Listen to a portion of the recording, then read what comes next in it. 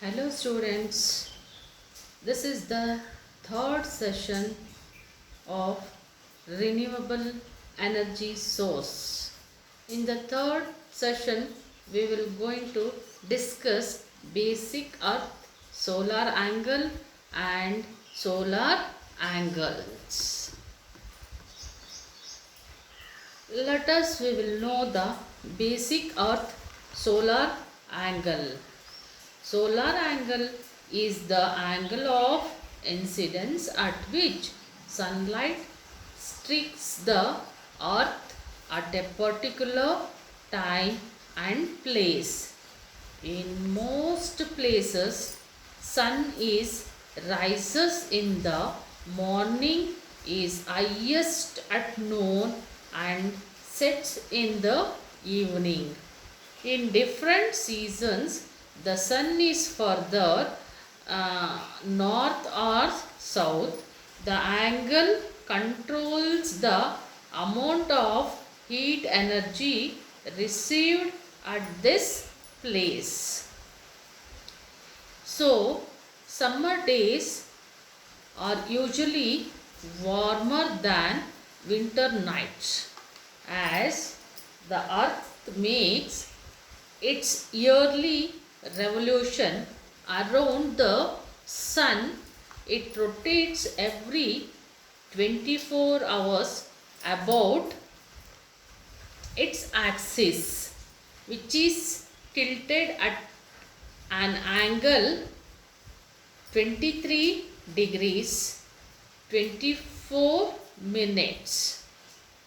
That means in the conversion of degrees, 23.45 degree to the plane of elliptic, which contains the earth orbital plane and the sun's equator.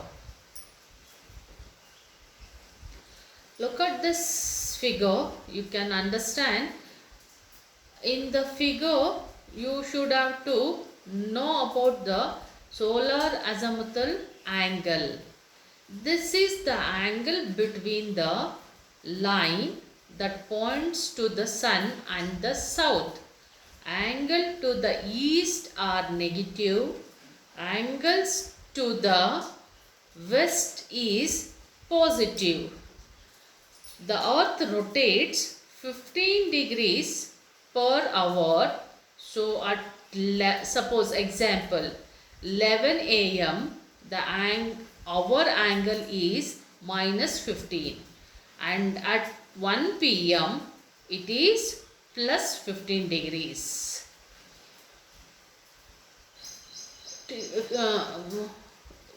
Observe this figure. Sunlight is spreads over a greater area in the polar region. Seasonal changes in the angle of sunlight causes by the tilt of the earth axis is basic mechanism that results both in warmth of the weather and length of the day.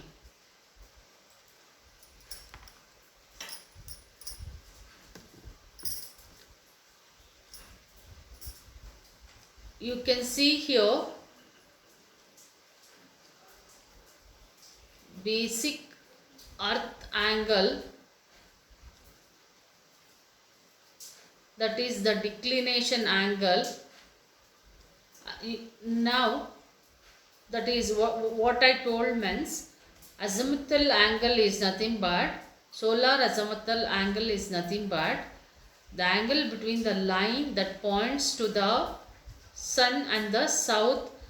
Angle to east are negative, angles to west is positive. Next you should have to know about the declination of angle. What is this declination angle means? The declination angle describes in the figure. It is nothing but equation used to calculate the declination angle in radians on any given day. That is given as delta is equal to 23.45 pi by 180 sine of 2 pi, 284 plus n and 36.25. So that means n is the number of days, such as if n is equal to 1 on the June 1st, then the delta declination angle in degrees we can calculate. The declination angle is the same for whole globe on any given day. So here, after knowing the declination angle, you should have to calculate the hour angle also. Before that, if the change in the declination angle throughout a year, because the period of earth complete one revolution around the sun does not coincide exactly with the calendar year, the declination varies slightly on the same day from year to year. Next, coming to the hour angle. Hour angle is described in the figure, and it is positive during the morning, reduces to 0 at solar noon, and becomes increasing negatively as the afternoon progresses. Two equations can be used to calculate the hour angle, and various angle are known, that is nothing but delta declination angle changes from day to day, and alpha and a changes with time throughout the day. So sin omega, this is equal to minus cos alpha sin az divided by cos delta. In the same way, our angle can be calculated sin alpha minus sin delta into sin phi divided by cos delta by cos phi, where omega is the hour angle, alpha is the altitude angle, az is the azimuthal angle, delta is the declination angle, phi is the observer altitude. Note that solar noon is the hour angle equals 0, and since the hour angle changes at 15 degrees per hour, it is simply matter to calculate the hour angle at any time of the day. The hour angle at sunrise and sunset are very useful quantities to know. Numerically, these two values have the same value. However, the sunrise angle is negative and the sunset angle is positive. Both can calculated from the cos omega s is equal to minus tan phi into tan angle. So this equation is derived by substituting alpha is equal to 0 into the equation. So then we can calculate omega s to find out number of daylight hour per particular day using the next equation. Omega s is in radians. Note that there are always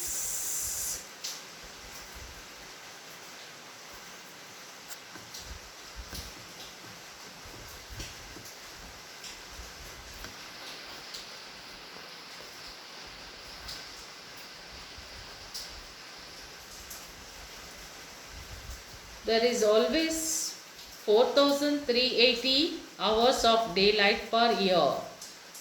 That this is non-leap year everywhere on the global. The equation of this, if suppose tan alpha minus tan phi is greater than or equal to 1, there is no sunset. If it is less than 1, there is no sunrise. If the surface is tilted from the horizontal, the sun may rises over its edge after it has risen over the horizon. Therefore, the surface may shade itself for some of the day. The sunrise and sunset angles for tilted surface facing the equator, then the equation is given by cos omega dash is equal to minus tan of phi minus beta tan delta, where beta is the angle of inclination of the surface from the horizon. So, using these relations, you can calculate the hour angle. Next is zenith angle. Zenith angle is nothing but it is the angle between the sun rays and the perpendicular to the horizontal plane. The zenith angle is complement of altitude angle. What do you mean by this altitude angle means? It is described in the figure, that is sin alpha is equal to sin delta into sin phi plus cos delta into cos phi into cos omega. Azimuth angle is nothing but the angle is described in the figure can be calculated from the following equation. That is sin alpha is equal to sin omega into cos omega delta by sin theta z. The azimuth angle at sunrise can be calculated, that is minus sin omega s into cos delta. The angle that is theta is nothing but angle of incidence. Angle of incidence is nothing but sun on the surface tilted at an angle from the horizontal, and with any surface azimuth angle, then we can calculate that cos theta I is equal to equation what you have seen. By this equation you can calculate the angle of incidence. So look at here, by this session you must have to know that what are the things you have studied means solar angles. So that is nothing but basic earth solar angle. In the basic earth solar angle you have to study the solar azimuth angle, and this is nothing but the earth rotates 15 degrees per hour. Then how it is changes means, for example 11 am that our angle is minus 15 degrees. If suppose it is 1 pm it is plus 15 degrees. So next what you have studied means you have studied the declination angle, and after that you have studied the hour angle. So hour angle can be changes the angle, hour angle at any time of the day it can be calculated. Hour angle at sunrise and sunset are very useful quantities to know that one.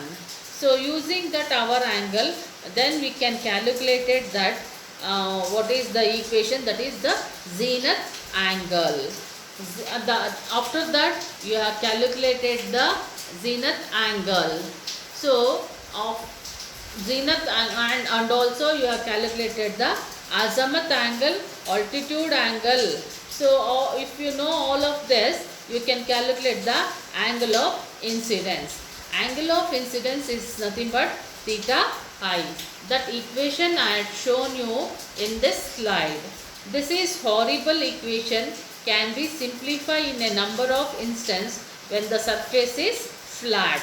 That means beta is equal to 0, then cos beta is equal to 1, sin beta is equal to, obviously it is 0. So therefore this equation can be rewritten as cos of sin theta, so cos of theta I is equal to cos theta z, that is equal to cos delta into cos phi into cos omega plus sine delta into sine phi. When the surface is tilted towards the equator, that means facing south in the northern hemisphere, then this equation is changes. Note that if theta I is greater than 90 degrees at any point, then the sun is behind the surface and the sun will be shading itself. So this is about the basic solar angle and solar angles. So this is the derivational part is there. Go through that, you can understand. So this